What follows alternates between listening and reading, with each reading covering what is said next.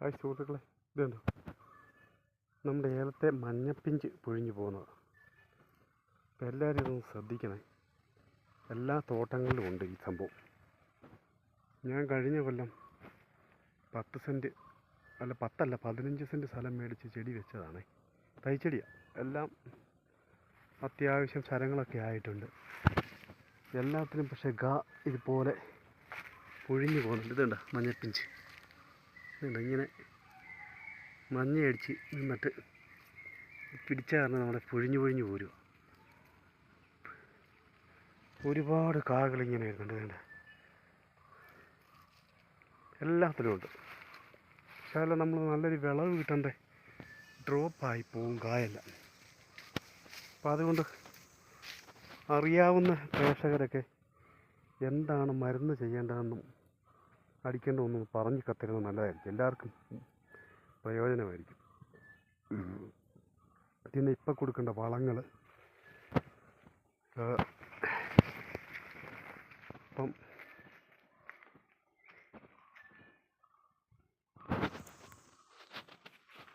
എല്ലാവരുടെയും ഒരു കൂട്ടായ്മ ഉണ്ടെങ്കിൽ കൃഷി എല്ലാവർക്കും ഒരു അറിവ് കിട്ടുകയും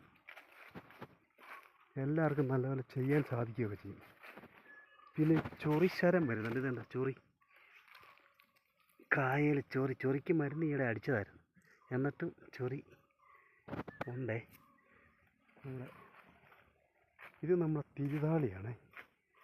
തിരുതാളി എനിക്ക് ആവശ്യത്തിന് നല്ലപോലെ ശരം അടിച്ചിട്ടുണ്ട്.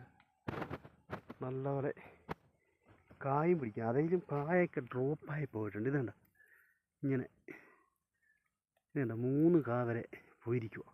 1, 2, 3, 4 കാ. പക്ഷെ ഇതുണ്ട് 4 കാ പോയിട്ടുണ്ട്. ഇതുണ്ട്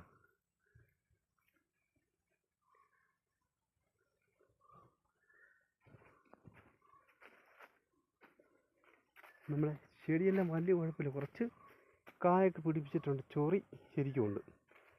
മരുന്നടിച്ചിട്ടും ചൊറി മാറിയിട്ടില്ല.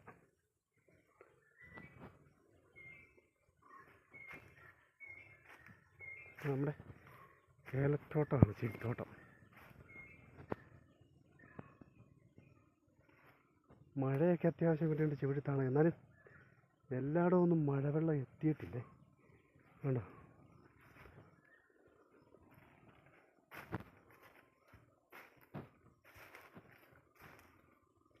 എല്ലാ സ്ഥലങ്ങളിലും മഞ്ഞപ്പിഞ്ഞുണ്ട്.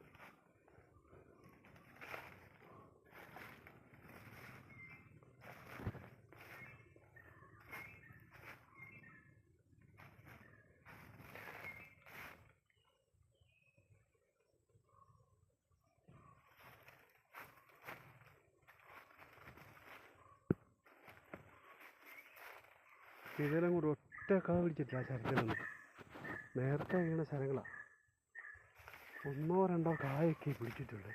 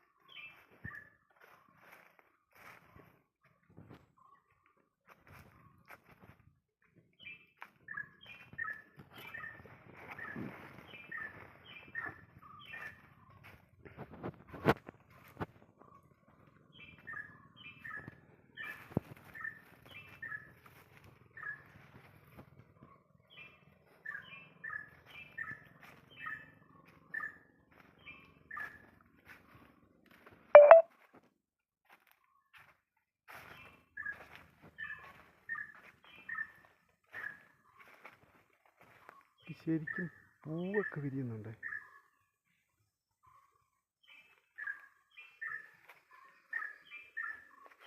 കുറേ പച്ചനെറ്റൊക്കെ കെട്ടിയിട്ടുണ്ടായിരുന്നു. അതൊക്കെ ഒന്ന് അഴിച്ചു വിടാൻ സമയമായെന്ന് തോന്നുന്നു. നനവൊക്കെയുണ്ട്. പക്ഷെ ഇനി വരുന്ന സമയങ്ങളിലുള്ള ചൂട് എങ്ങനെയാണെന്ന് പറയാൻ പറ്റത്തില്ല.